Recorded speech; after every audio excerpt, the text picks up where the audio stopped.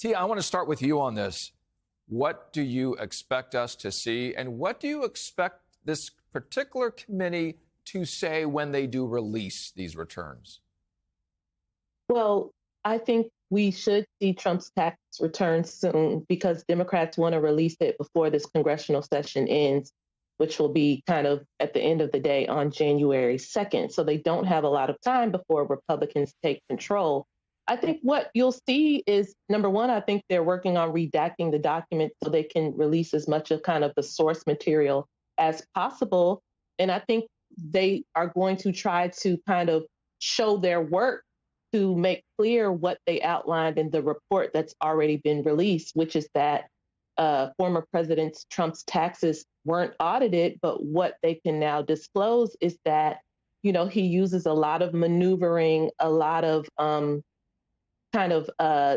things that only very wealthy Americans would be able to do on their taxes to avoid paying federal income tax. And so they want to use this as an example of perhaps President Trump not being truthful, but also an example of how the very wealthy are able to kind of game the IRS to avoid paying taxes.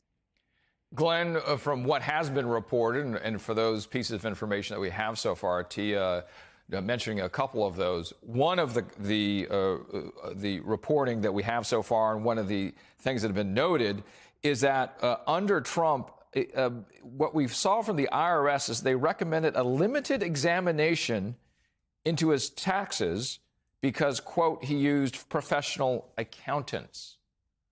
What's your reaction to that? Let's just say that is a curiosity because there are rules and procedures in place that require an audit of a president's tax returns each year he is in office. We have learned the IRS declined or failed to do that.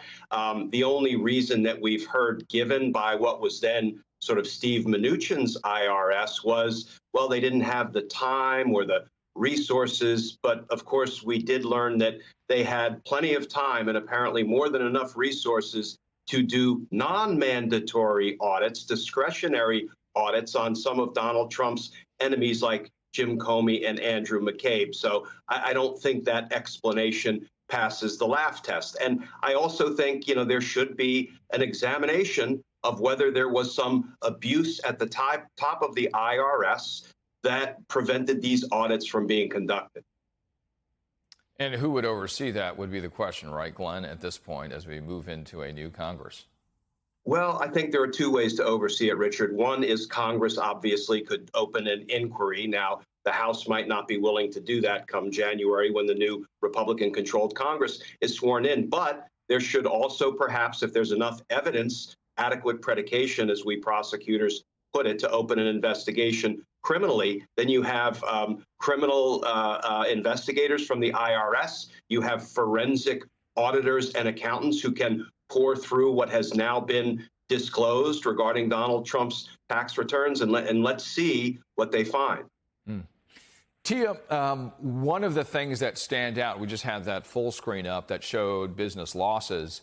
Now, businesses do lose money, but the question is, when we've looked at some of the data, we see that his business, and he is claiming, huge amounts of losses, therefore overtaking his earnings, and that's why you see these big negative numbers in front of you.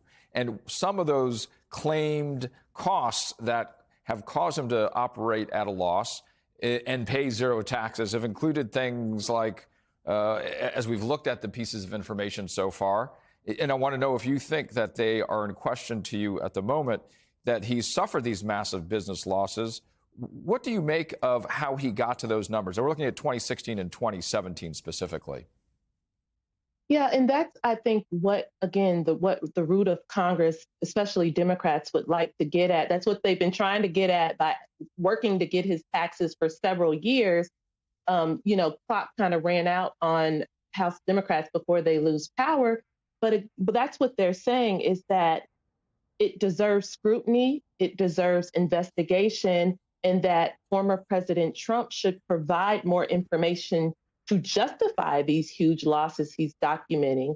They're basically saying that there are questions And they want more information to see if he can actually justify all these losses, because what he does is years ago declared these huge losses, and they're so big he's able to carry over the losses year after year to reduce his tax liability.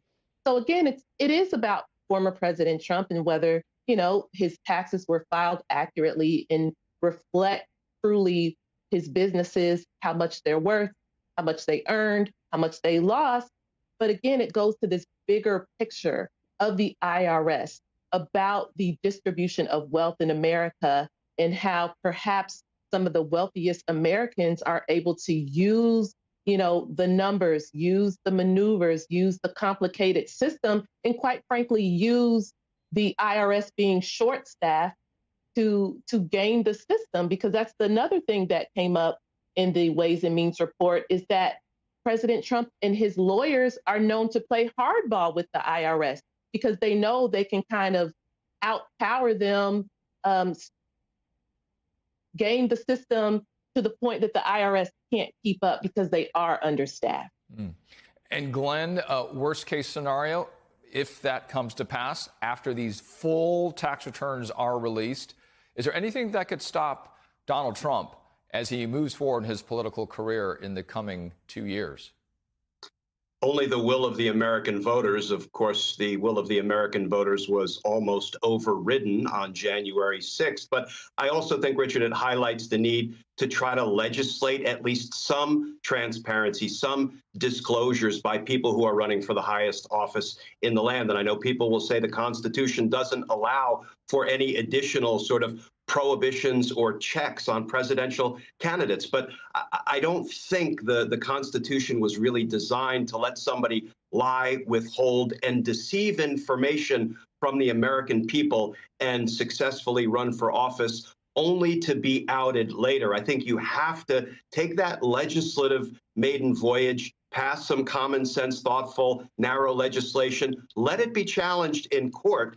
And if Congress wins, the American people win. If Congress loses in court, they take the teachings of the court. When it strikes down legislation, they go back, they retool, and they do it again in a way they believe will pass constitutional muster.